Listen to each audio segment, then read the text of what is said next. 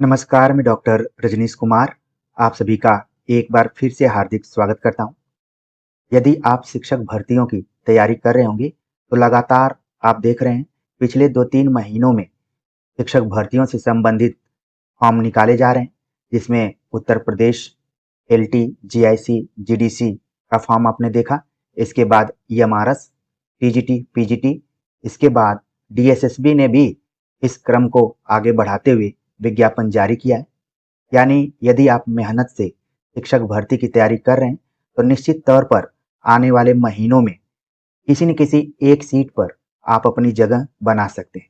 तो प्रिय विद्यार्थियों, आज के वीडियो लेक्चर में हम डीएसएसबी से निकले हुए विज्ञापन पर आप सभी से चर्चा करेंगे, जिसके अंतर्गत हम बातचीत करेंगे कि हिंदी विषय में कुल कितनी सीट्स हैं, मेल वर्ग में या फीमेल वर्ग में, एजुकेशनल क्वालिफिकेशन क्या है, यानी कि कौन कौन इस फॉर्म को भर सकते हैं, एलिजिबिलिटी क्राइटेरिया क्या है, इसको लेकर हम चर्चा करेंगे। एज रिलैक्सेशन यानी किस उम्र से लेकर किस उम्र तक के परीक्षार्थी या विद्यार्थी इस फॉर्म को भर सकते हैं। निगेटिव मार्किंग इस एग्जाम में है कि नहीं, उसको लेकर बातचीत करेंगे। एग्जाम मोड क्या होगा, उसको लेकर चर्चा करेंगे।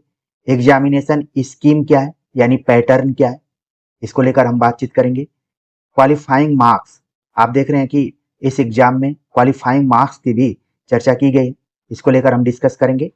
रिजर्वेशन बेनिफिट किसको किसको मिल सकता है, क्योंकि ये एनसीटी से निकला हुआ फॉर्म है डीएसएसबी, यानी कि इसमें आपका चयन होता है तो आप दिल्ली राजधानी में नौकरी करेंगे, तो आपको रिजर्वेशन अगर अलग अलग स्टेट्स के हैं तो कैसे मिलेगा, किसको मिलेगा, इसको लेकर हम चर्चा करेंगे। तो कुल 9 बिंदु हम यहाँ पर रखे हुए हैं, इस उम्मीद के साथ कि जो भी विद्यार्थी इस चैनल पर विश्वास करते हैं वो निश्चित तौर पर अंत तक अपने लिए पूरी बातों को सुनेंगे। पूरी बातों को सुनना इसलिए जरूरी है कि आप फॉर्म भरने जा रहे हैं तो आपकी क्लियरिटी होनी चाहिए कि इस फॉर्म के लिए आप एलिजिबल हैं कि नहीं है। तो चलते हम बात करते हैं सीधे विज्ञापन के ऊपर। आप देख रहे हैं कि यह विज्ञापन 3 अक्टूबर 2025 को निकला हुआ है। विज्ञापन नंबर 6/2025। 9 अक्टूबर 2025 से फॉर्म भरा जाने लगेगा और 7 नवंबर 2025 तक ये पूरा फॉर्म भरा जाएगा। तो इसमें अलग अलग विषयों की सीट्स दी गई हैं, हम फोकस करेंगे हिंदी विषय पर। तो आप देख रहे हैं कि केवल टीजीटी हिंदी का विज्ञापन यहाँ पर जारी किया गया है, जिसमें मेल कैटेगरी में विज्ञापन संख्या 63/2025 या 6325 के अंतर्गत टीजीटी हिंदी मेल की बात की गई है, जिसमें 274 यूआर, 63 ओबीसी, 38 एससी, फिर एसटी, इस तरीके से कुल 420 यहाँ पर सीट्स हैं। तो आप देख रहे हैं कि मेल में काफी संभावना है। यदि आप तैयारी कर रहे हैं तो आपके लिए एक सुनहरा अवसर हो सकता है। यहाँ पर कैटेगरी वाइज सब दिया गया है, ठीक है। तो अभी ध्यान में रखिए कि टीजीटी हिंदी मेल में कुल 420 सीट्स हैं। अगर हम फीमेल की बात करें, विज्ञापन 64/25 के अंतर्गत, तो कुल जनरल कैटेगरी में 37, ओबीसी में 43, टोटल जो सीट्स हैं 136 हैं। यानी कि महिलाओं में पुरुषों की अपेक्षा कम सीट हैं। तमाम विद्यार्थियों के मन में यह सवाल जरूर आ रहा होगा कि क्या महिलाएं मेल में भर सकती हैं, तो फॉर्म को नहीं भर सकती। इसीलिए मेल और फीमेल दोनों को अलग अलग कैटेगरी में निकाला गया है। जब हमारा चयन सन 2017 में हुआ था तो मेल कैटेगरी और फीमेल कैटेगरी का भी अलग अलग वहां पर सीट निर्धारित थी। तो ये डीएसएसबी उन चुनिंदा आयोगों में है या फिर कमीशंस में है जो मेल और फीमेल के लिए अलग अलग सीट निकालती हैं। यूपी में आप देखते हैं कि फीमेल वाले भी मेल में भर लेते हैं फॉर्म को, लेकिन डीएसएसबी में इस तरीके का नहीं होता है। तो आप जिस कैटेगरी में यानी कि वर्ग में मेल में है तो मेल में भरिए, फीमेल है तो फीमेल में भरिए, ठीक है। अब हम बात कर लेते हैं कि इसमें फॉर्म 7 नवंबर तक भरा जाएगा। ठीक है, इसकी चर्चा हमने ऊपर कर ली है। आगे अगर हम और विस्तार से इसकी एजुकेशनल क्वालिफिकेशन पर बात करें, तमाम विषयों का इधर दिया गया है, लेकिन हमारा फोकस जो होगा वो केवल हिंदी विषय पर होगा और इसी से मिलता जुलता अन्य विषय भी आप कवर कर सकते हैं। ठीक है, तो हम चलते हैं सीधे 63/25 पर बातचीत करते हैं, जो कि टीजीटी हिंदी मेल ग्रुप का दिया गया है। यहाँ पर 274 यूआर में, 63 ओबीसी में, 38 एससी में, 2 एसटी में, ईडब्ल्यूएस में 43, टोटल 420 सीट हैं। और आप देख रहे हैं कि ये जो अंक है ये बहुत कुछ कह रहा है। यहाँ पर ये वैकेंसी पूरी हो जाए तो ज़्यादा अच्छा होगा। 420 सीट्स टोटल आई हुई हैं, आपको याद करने में भी सहूलियत होगी। अब आपके दिमाग में आ रहा होगा कि एजुकेशनल क्वालिफिकेशन क्या है इसकी। तो इसेंशियल जो एजुकेशनल क्वालिफिकेशन है, सबसे पहले कि यदि आपने बीए किया है और उसमें आपका हिंदी विषय 50% के साथ बीए आपका कंप्लीट होना चाहिए और जो हिंदी विषय है वो कम से कम 2 सालों तक आप पढ़े हों। तो यहाँ पर बहुत ही बारीक ढंग से आपको देखना है। तमाम अलग अलग विज्ञापनों में आपने देखा होगा कि हिंदी को 3 साल पढ़ना रहता है, लेकिन डीएसएसबी में जिस विषय से आप भर रहे हैं, खासतौर से हिंदी से भर रहे हैं, तो कम से कम 2 साल तक आप हिंदी पढ़े हों और 50% के साथ आपका ग्रेजुएशन यानी बीए कंप्लीट हो। तमाम विद्यार्थी जो भोले स्वभाव के विद्यार्थी हैं, वो कई बार पूछते हैं कि हर साल 50% होना चाहिए या फिर फाइनल में होना चाहिए। देखिए, जो भी एजुकेशनल क्वालिफिकेशन निर्धारित की जाती है वो आखिरी समय में, आखिरी मतलब फाइनल जो मार्कशीट है आपकी, उसमें आपका 50% होना चाहिए। टोटल मिलाकर बीए में आपका 50% होना चाहिए।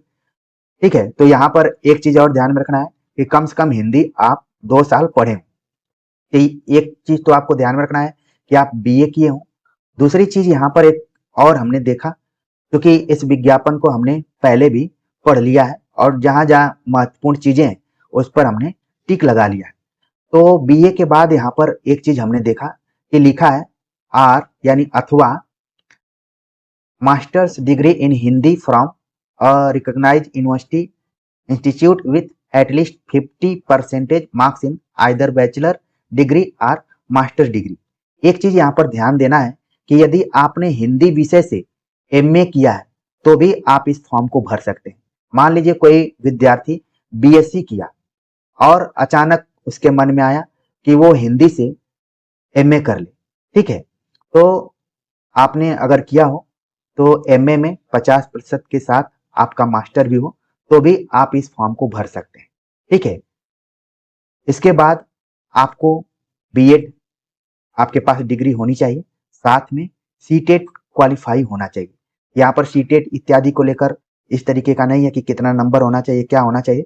अपने कैटेगरी में जिस तरीके से सीसेट की नियमावली है कि कितने प्रतिशत पर UR, EWS, OBC, SC, ST qualify होते हैं, वो सर्टिफिकेट आपके पास होना चाहिए। तो देखिए, आपको ध्यान रखना है, घबराने से पहले या फिर परेशान होने से पहले आपको ध्यान रखना है कि यदि आप बीए और बीएड किए, ध्यान रखना है 2 कंडीशन यहाँ पर बन रही है। यदि आपने बीए, बीएड और सीटेट क्वालिफाई किया है तो भी आप इस फॉर्म को भर सकते हैं। 50% आपका होना चाहिए। बीएड में परसेंटेज का कुछ यहाँ पर निर्धारण नहीं है कि कितना होना चाहिए, केवल आपके पास डिग्री होनी चाहिए। लेकिन बीए में आपका 50% होना चाहिए और साथ में 2 साल हिंदी विषय भी आप पढ़े हो। तो एक कंडीशन तो ये बन रही है। दूसरी कंडीशन ये है कि आप एमए किए हों, फिर बीएड किए हों, इसके बाद सीटेट क्वालिफाई हो, ठीक है, और 50% के साथ आपका एमए हो, तो भी इस फॉर्म को आप भर सकते हैं। तो ये 2 कंडीशन यहाँ पर बन रहे हैं। तो जितने भी विद्यार्थी हैं जो इस दायरे में आ रहे हैं वो इस फॉर्म को भर सकते हैं। ठीक है, अगर आप केवल बीए लेवल से भरना चाहते हैं तो बीएड के साथ सीटेट 50% के साथ होना चाहिए। इसके बाद एमए अगर आपने कर लिया है, बीएड भी किया है, सीटेट क्वालिफाइड है और एमए में हिंदी में 50% आपने पाया हुआ है, तो भी इस फॉर्म को आप भर सकते हैं। यहाँ पर दो कंडीशन उभर कर सामने आ रही है। नीचे तमाम चीजें और दी गई हैं। अब सबसे बड़ी बात यहाँ पर है कि एज लिमिट क्या है। यहाँ पर लिखा गया है कि 30 वर्ष से अधिक नहीं होना चाहिए। अगर आप 30 वर्ष से अधिक हैं, यूआर कैटेगरी में है, तो इस फॉर्म को आप नहीं भर पाएंगे। ठीक है, 30 वर्ष आपका होना चाहिए, यानी कि आपकी जो जन्म तिथि है वो 1995 ईस्वी के आसपास की होनी चाहिए। ठीक है, 1995 ईस्वी के आसपास के हैं तो इस फॉर्म को आप भर लेंगे। ठीक है, अगर आप मान लीजिए खुदा न खास्ता 1993 के हैं या फिर 1994 के हैं तो इस फॉर्म को आप नहीं भर पाएंगे, जिस हिसाब से यहाँ पर एज लिमिट दिया गया है। ठीक है, 30 वर्ष से अधिक आपकी आयु नहीं होनी चाहिए, ये ध्यान रखना है। लेकिन नीचे दिया गया है कि रिलैक्सेशन भी दिया गया है। ठीक है, अब एक जगह दिया गया कैटेगरी वाइज, कहीं 5 साल, कहीं 7 साल, कहीं 10 साल, कहीं 15 साल दिया गया है। उसके ऊपर भी हम बातचीत करेंगे, अभी आपको घबराना नहीं। लेकिन जो भी यूआर कैटेगरी के हैं वो कैंडिडेट तो एकदम से अपने दिमाग में बैठा लें कि अगर 30 वर्ष से अधिक उनकी उम्र हो गई है तो इस फॉर्म को वो नहीं भर पाएंगे। ठीक है, जो इसके अंदर में है वही इस फॉर्म को भर सकते हैं। बाकी जो छूट दी गई है वो कैटेगरी वाइज दी गई है, उसके ऊपर हम चर्चा भी करेंगे। ठीक, ये तो हो गया मेल का। फीमेल का भी सेम टू सेम है, कोई इसमें खास अंतर नहीं है, बस अंतर है तो सीट्स में। ठीक है, यूआर कैटेगरी में 37, ओबीसी में 43, एससी में 14, एसटी में 28, ईडब्ल्यूएस में 14, टोटल 136 सीट्स हैं फीमेल कैटेगरी में। ठीक है, फीमेल वर्ग में कुल 136 सीट्स हैं। एक चीज आपको ध्यान में रखना है कि जहां हम मेल में देख रहे थे एसटी में मात्र 2 सीट थी, लेकिन एसटी में आप देख रहे हैं कि 28 सीट है, ये बड़ा अंतर है। और अगर हम एजुकेशनल क्वालिफिकेशन की बात करें तो जैसा मेल में था वैसा ही फीमेल में, कोई खास अंतर इसमें नहीं है। यानी कि आपके पास बीए के साथ बीएड होना चाहिए। ठीक है, और प्लस सी टेट होना चाहिए। ठीक, और बीए में 50% अंक आपके होने चाहिए और 2 साल तक आप हिंदी पढ़े हों। या दूसरी कंडीशन जो बन रही है कि आप एमए किए हों 50% के साथ, प्लस आपने बीएड भी किया हो और सी टेट क्वालिफाई हो, तो भी इस फॉर्म को भर सकते हैं। ये 2 कंडीशन यहाँ पर बन रही है। बाकी बीएड और सी टेट आपको क्वालिफाई होना ही होना है, तो सेम टू सेम है। अगर उम्र को लेकर हम बातचीत करें तो इसमें भी वही दिया गया है, एज लिमिट 30 वर्ष से अधिक नहीं होना चाहिए। किसके लिए? यूआर के लिए, यानी कि अनरिजर्व कैटेगरी में आप आ रहे हैं तो 30 वर्ष से अधिक आपकी उम्र नहीं होनी चाहिए। वही यहाँ पर बन रहा है कि 1995 में अगर आपका जन्म हुआ है तो इस फॉर्म को आप भर सकते हैं। उसके पहले अगर हुआ है तो फिर आप बाहर हैं। फिर आप अगर किसी कैटेगरी में शामिल हैं तो उसका लाभ आपको मिल सकता है। आगे हम और जो महत्वपूर्ण बिंदु हैं उस पर बात करें। तमाम इसमें अन्य विषयों के बारे में भी दिया गया है। उम्मीद करता हूं कि हिंदी से जो भी विद्यार्थी भर रहे हैं वो अब समझ गए होंगे कि उनकी एजुकेशनल क्वालिफिकेशन क्या होनी चाहिए और एज लिमिट क्या होनी चाहिए। ये चीजें एकदम से क्लियर हो गई होंगी। ठीक है, आगे जो भी महत्वपूर्ण चीजें हैं कि जो आप फॉर्म को अप्लाई करेंगे वो आपकी जो सभी डिग्रीज हैं या फिर जो भी सर्टिफिकेट है वो 7 नवंबर के पहले पहले तक के होने चाहिए। उसके बाद के हैं तो फिर ये मानकर चलिए कि वो सभी डॉक्यूमेंट आपके फिर किसी काम के नहीं होंगे। 7 नवंबर के तक के होनी चाहिए। ठीक है, अगर एग्जामिनेशन स्कीम की बात करें तो यहाँ पर एग्जामिनेशन स्कीम में बताया गया कि जो टीचिंग पोस्ट है 2 घंटे का एग्जाम होगा। टोटल 200 क्वेश्चन होंगे, 200 नंबर के होंगे। डिस्क्रिप्टिव यानी लिखित परीक्षा नहीं होगी, जैसे कि यूपी, एलटी, जीआईसी, जीडीसी इत्यादि में हो रहा है। उस तरीके से कोई लिखित एग्जाम नहीं होगा, यानी कि टोटल एमसीक्यू पैटर्न पर होगा। टोटल 2 सेक्शन बनाए गए हैं, ए और बी सेक्शन यहाँ पर बनाए गए हैं। सेक्शन ए को अलग अलग और भागों में बांटा गया है, जिसमें जनरल अवेयरनेस से क्वेश्चन रहेंगे, जनरल इंटेलिजेंस से क्वेश्चन रहेंगे, रीजनिंग एबिलिटी से, अर्थमेटिकल एंड न्यूमेरिकल एबिलिटी से, test of Hindi language and comprehension, test of English language and comprehension. हर पॉइंट से, यानी जो भी सेक्शन ए में विभाजन किए गए हैं सबसे 20-20 क्वेश्चन रहेंगे, यानी टोटल 100 प्रश्न रहेंगे। सेक्शन बी में आप देख रहे हैं कि जिस विषय से आपने फॉर्म भरा हुआ है, ठीक है, उस विषय से सवाल रहेंगे। टोटल 100 बताया जा रहा है, लेकिन उसमें कुछ टीचिंग मेथोडोलॉजी से क्वेश्चन रहेंगे, ठीक है। तो ये मानकर चलिए कि 100 में 85 आपके सब्जेक्ट से रहेंगे और 15 इत्यादि आपके टीचिंग मेथोडोलॉजी से रह सकते हैं, ठीक है। तो यहाँ पर यही टोटल एग्जामिनेशन स्कीम दिया गया, ठीक। तो एग्जामिनेशन स्कीम को एक बार फिर से आप देख लीजिए कि टोटल 200 क्वेश्चन रहेंगे, 200 नंबर के रहेंगे। 2 सेक्शन में बटा हुआ है, ए और बी। ए में 5 डिवीजन किए गए हैं, 20-20 क्वेश्चन रहेंगे अलग अलग ढंग से, यानी कि 100 प्रश्न रहेंगे। और सेक्शन बी में जिस विषय से आप फॉर्म भर रहे हैं और बीएड का जो भी टीचिंग मेथोडोलॉजी है उससे आप तैयारी कर सकते हैं, ठीक है। तो बीएड किए होंगे तो बहुत सारी चीजें आप जान रहे होंगे। तो इससे 100 क्वेश्चन रहेंगे। टोटल आप देख रहे हैं कि 200 प्रश्न रहेंगे और सभी प्रश्न एमसीक्यू पैटर्न पर रहेंगे, लिखित में कुछ नहीं है। अब सबसे जो महत्वपूर्ण चीज है कि आपको किस सेक्शन में क्वालिफाइंग करना है, किस सेक्शन में क्वालिफाइंग नहीं करना है। तो यहाँ पर दिया गया कि जो टीचिंग पोस्ट है उसमें कहा गया कि जो टीयर 1 टीयर का एग्जाम होगा उसमें क्वालिफाइंग जो है वो सेक्शन बी है। जैसे बहुत सारे विद्यार्थी कमेंट करते हैं कि सेक्शन ए में हमें क्वालिफाई होना है कि नहीं, 40% लाना है, 35% लाना है, किस में लाना है।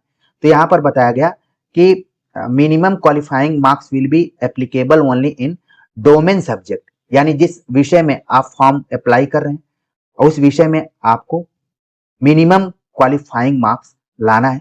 सेक्शन बी उसके अंतर्गत है और लिखा गया कि there will not be any minimum qualifying marks in section A. Section A में कोई भी क्वालिफाइंग मार्क्स नहीं है, तो यहाँ ध्यान रखना है, ठीक है। सेक्शन ए में कोई क्वालिफाइंग मार्क्स नहीं है। सेक्शन बी में आपको क्वालिफाई होना है, हर हालत में क्वालिफाई होना है। तो जैसे सेक्शन ए को आपने देख लिया ऊपर में, ठीक है, अलग अलग हैं। सामान्य ज्ञान है, सामान्य मानसिक योग्यता, गणित से रिलेटेड, हिंदी और अंग्रेजी भाषा परीक्षण के दृष्टिकोण से। तो इसमें कोई क्वालिफाइंग क्राइटेरिया नहीं है, लेकिन जिस विषय से आप फॉर्म भर रहे हैं उसमें क्वालिफाइंग क्राइटेरिया को रखा गया है। वो कितना है वो आगे हम बताएंगे। आगे ये भी बताया गया कि जो भी आपका चयन होगा वो सेक्शन ए और सेक्शन बी दोनों को मिलाकर तैयार किया जाएगा। ये भी चीज आपको ध्यान रखना है, ठीक है। आगे हम बात करते हैं कि इसमें निगेटिव मार्किंग है कि नहीं है। निगेटिव मार्किंग है, कितना है, 0.25, यानी कि 0.25 का है, यानी 1/4 इसमें माइनस मार्किंग। ये चीज ध्यान रखना है। और आपका जो पेपर होगा हिंदी और अंग्रेजी दोनों में होगा, जिसमें आप अच्छा महसूस करते हो, जिसमें आपकी पकड़ हो, उसमें आप एग्जाम दे सकते हैं, कोई दिक्कत नहीं है। अगर आप मोड ऑफ सिलेक्शन की बात करें तो ऊपर बता दिया गया कि ए और बी दोनों को जोड़कर किया जाएगा। क्वालिफाइंग किस में है। अब देखिए जो क्वालिफाइंग की बात की गई डोमेन सब्जेक्ट में कैटेगरी वाइज दिया गया है कि जनरल और ईडब्ल्यूएस में 40% नंबर आपको लाना है, यानी जो 200 मार्क्स के एग्जाम होंगे उसमें 40% आपको लाना ही लाना है। तो 40% कितना होगा, आप इसको मिला लीजिए, टोटल 80 नंबर आपको लाना है, तभी आगे आपके चांसेस बन सकते हैं, वरना नहीं। ओबीसी अगर दिल्ली के हैं आप, यहाँ पर देखिए यहीं से रिजर्वेशन बेनिफिट आपको धीरे धीरे पता चलेगा कि जनरल ईडब्ल्यूएस के बारे में नहीं बताएगा कि आप कहाँ के हैं, वो कहीं के भी रहेंगे आप फॉर्म को भर सकते हैं। लेकिन ओबीसी दिल्ली का अगर है आप तो 35% आपको लाना है, यानी 200 का 35% आप देखेंगे तो 70 नंबर आपको लाना है क्वालिफाइंग में। SC ST PH PWD जो भी हैं 30% लाना है, 30% लाना है 200 का, तो आप देख रहे हैं कि इसमें आपको 60 नंबर लाना है, हर हालत में लाना है। अगर आप एक सर्विसमैन है तो आपको 5% का और रिलैक्सेशन मिलेगा, यानी कि आप देखें तो आपको कितना मिनिमम 30% इनको भी लाना है, ठीक है, इनको भी 60 नंबर का लाना है, ठीक। तो या फिर 5% का मिल जाए तो इनको 25% भी रख सकते हैं। तो एक सर्विसमैन का थोड़ा सा यहाँ पर अलग, लेकिन मेन जो है general, EWS, OBC, SC, ST, इन सब का आप देख लीजिए कि क्राइटेरिया क्या है। मतलब एक में 80 नंबर लाना है, अगर जनरल ईडब्ल्यूएस में है, ओबीसी में है, वो भी दिल्ली वाले ओबीसी हैं, तो आपको 70 नंबर लाना है। अगर आप एससी एसटी में है तो आपको 60 नंबर लाना है। इस चीज को आप बिल्कुल ध्यान रखिए, ठीक है। आगे हम बात करते हैं कि और महत्वपूर्ण चीजें क्या है। रिजर्वेशन के बारे में हमने बताया कि कहा गया कि ओबीसी में उसी को रिजर्वेशन मिलेगा जो दिल्ली से अपने सर्टिफिकेट को बनवाया होगा। अगर कोई दिल्ली के बाहर का ओबीसी है, जैसे उत्तर प्रदेश का है या बिहार का है, एमपी का है, राजस्थान का है, तो उसको आउटसाइड माना जाएगा और उसके साथ वैसा ही व्यवहार किया जाएगा जैसा कि यूआर के साथ किया जाता है। तो यहाँ पर वही चीज आपको ध्यान में रखना है। आपको रिजर्वेशन का फायदा कहाँ का होगा? अगर आप दिल्ली से होंगे तो वहां का होगा, ठीक है। तो ये चीज आप एकदम से कंफर्म कर लीजिए। एज में जो भी छूट थी, रिलैक्सेशन जो भी दिया गया था एससी एसटी कैटेगरी में 5 वर्ष का, यानी कि 30 का दिया गया था, तो एससी एसटी से हैं तो 5 वर्ष जोड़ लीजिए, यानी 35 साल तक के हैं तो आप भर सकते हैं। ओबीसी में है, अगर दिल्ली वाले ओबीसी में है तो यहाँ पर आपको 3 साल यानी कि 33 साल के हैं तो भर सकते हैं। अगर आप पीडब्ल्यूडी है और साथ में यूआर ईडब्ल्यूएस है, ठीक है। अगर आप विकलांग हैं और यूआर है तो यूआर ईडब्ल्यूएस है तो 10 साल की छूट मिल रही है, यानी कि आप 40 साल तक भर सकते हैं, ठीक है। एससी एसटी में है, यानी कि आपके साथ कोई दिव्यांगता है तो उसमें ज्यादा यहाँ पर छूट मिली हुई है। मेन 2 कैटेगरी जो हमने बताया यहाँ पर एससी एसटी में है, ओबीसी में है, तो क्रमशः 5 और 3 साल की छूट है और एकदम से प्योर है।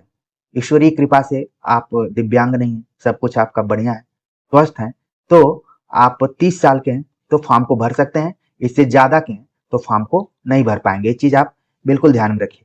कुछ चीजें ये भी बताई गई हैं कि यदि आप पहले से नौकरी कर रहे हो तो आपको 5 साल की छूट मिल सकती है, ग्रुप बी पोस्ट पर हो, या फिर एक्स मैन सर्विस हो, एक्स सर्विस मैन हो, ठीक है, तो 3 साल की छूट आपको मिल सकती है।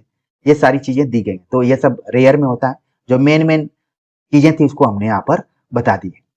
आगे अगर और बात करें तो जैसा कि हमने कहा कि आपकी जो भी एजुकेशनल क्वालिफिकेशन है, एज, एक्सपीरियंस और अन्य जो भी एलिजिबिलिटी कंडीशंस है, वो सब 7 नवंबर 2025 तक ही मानी जाएंगी, इसके बाद की नहीं मानी जाएंगी, ठीक है।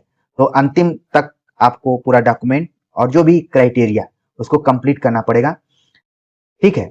फिर इसके बाद अगर हम आगे और देखते हैं क्या दिया गया आपके लिए महत्वपूर्ण है कि नहीं, ठीक है। आगे कुछ महत्वपूर्ण नहीं है। तो प्रिय विद्यार्थियों, आपने देख लिया होगा, क्रमशः आपने समझ लिया होगा कि आपके जो भी अंतिम तिथि है उस तक डॉक्यूमेंट आपके क्लियर होने चाहिए।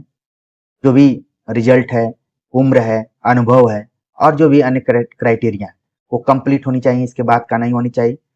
एज में जो भी छूट थी हमने बता दिया कि जनरल कैटेगरी में 30, अगर एससी एसटी में है तो 35, ओबीसी में है तो 33, और अगर दिव्यांग है और अलग अलग कैटेगरी में है तो उसमें कुछ छूट ज्यादा है, वो चीज आप देख लिए होंगे। यहाँ पर लाभ किसको मिलेगा रिजर्वेशन का? जो दिल्ली से अपना सर्टिफिकेट बनवाया होगा, खासतौर से ओबीसी का, उसको वहां का लाभ मिलेगा। अगर वहां से नहीं बनवाया है तो फिर यूआर कैटेगरी में ही इसको रखा जाएगा। और क्वालिफाइंग, ये बहुत ही इंपॉर्टेंट है। ये सारी चीजें अगर आप जानते रहेंगे तभी मन लगाकर तैयारी करेंगे, नहीं तो बार बार आपके दिमाग में आएगा कि कितना क्वालिफाइंग मार्क्स लाना है, दोनों में लाना है कि एक में लाना है। देखिए, हमने बहुत बारीकी से बताया हुआ है, फिर भी बहुत सारे ऐसे विद्यार्थी आपको मिलेंगे कमेंट बॉक्स में कि वो पूछेंगे कि सर ये रहेगा तो होगा कि नहीं, वो रहेगा तो होगा कि नहीं, जबकि हमने अपने हिसाब से पूरा समझाते हुए आप सभी को बता दिया है। कोशिश ये की है कि पूरा समझा दें। उम्मीद है कि आप समझ भी गए होंगे, उस हिसाब से आप फॉर्म को अप्लाई करेंगे। अब जाते जाते आपके दिमाग में जरूर एक प्रश्न आ रहा होगा कि हिंदी विषय के लिए हमें क्या पढ़ना चाहिए, कौन कौन सी किताबें पढ़नी चाहिए। तो अगर आप लंबे समय से शिक्षक भर्तियों की तैयारी कर रहे होंगे तो जो भी किताबें अपने पास रखे हैं उन्हीं किताबों को आप एक बार फिर से झाड़ पोंछ कर बढ़िया से अपने टेबल पर लाइए, उनको मन लगाकर पढ़ना शुरू कीजिए, एकाग्रचित होइए और आपके पास वस्तुनिष्ठ संकलन आचार्य रामचंद्र शुक्ल कृत हिंदी साहित्य का इतिहास, वस्तुनिष्ठ संकलन डॉक्टर रजनीश कुमार की पुस्तक भी साथ में होनी चाहिए। वो पुस्तक न सिर्फ आपको इस एग्जाम में लीड कराएगी बल्कि आपके मनोबल को भी आगे बढ़ाएगी, क्योंकि वो किताब हर किताबों की मेरुदंड है। जितनी भी साहित्य इतिहास ग्रंथ या फिर गद्य विधा पर लिखी गई किताबें हैं, सबके लिए वो रीढ़ है, उसके बाद ही तमाम किताबें लिखी गई। तो हमने प्रयास किया कि अपने विद्यार्थियों के लिए एक आसानी से पढ़ने वाली पुस्तक को बनाया जाए। उसी प्रयास में हमने बनाया है। अमेजन पे भी वो पुस्तक उपलब्ध है और ऑफलाइन मार्केट में भी प्रयागराज, वाराणसी से भी आप मंगवा सकते हैं। अमेजन से आप बुक करा लीजिए तो ज़्यादा बेहतर रहेगा।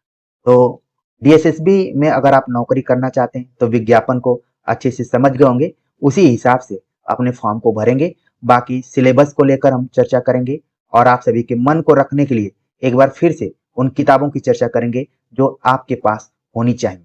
वैसे जिन किताबों को लेकर हम आएंगे ऑलरेडी वो किताबें आपके पास मौजूद होंगी। प्रिय विद्यार्थियों, अपने अंदर की क्षमता को पहचानते हुए तैयारी में लग जाइए और कंसंट्रेट होइए, सीटिंग पावर बढ़ाइए, तब आपको सफलता मिलेगी। अगर आप इधर उधर भटकेंगे, आपको लगेगा कि फलाना का नोट्स बहुत अच्छा है, ढिकाना की कोचिंग बहुत अच्छी चल रही है, हम वहां नहीं पढ़ रहे हैं तो नहीं होगा, ये सब मन को भ्रमित करने वाली चीज है, अपने को हतोत्साहित करने वाली चीजें। आपके पास जो किताबें मौजूद हैं वो पर्याप्त हैं, उनके हिसाब से ही आप तैयारी कर सकते हैं। और डीएसएसबी के जो भी पुराने क्वेश्चन हैं उनको जरूर वेबसाइट से जाकर डाउनलोड कर लीजिए। डीएसएसबी ने बहुत ही व्यवस्थित तरीके से क्वेश्चंस को एक जगह कलेक्ट किया हुआ है, आप जाकर डाउनलोड कीजिए, उसको प्रिंट आउट करा के पढ़िए, नहीं तो अपने मोबाइल में या फिर टैब में भी रखकर उसको पढ़ सकते हैं। तो बातें बहुत सी हैं, आगे हम चर्चा करेंगे। आज के विज्ञापन पर जो भी हमने चर्चा की है उसको लेकर आप सभी के कमेंट का हमें इंतजार रहेगा। मिलते हैं एक नए टॉपिक के साथ, तब तक के लिए नमस्कार।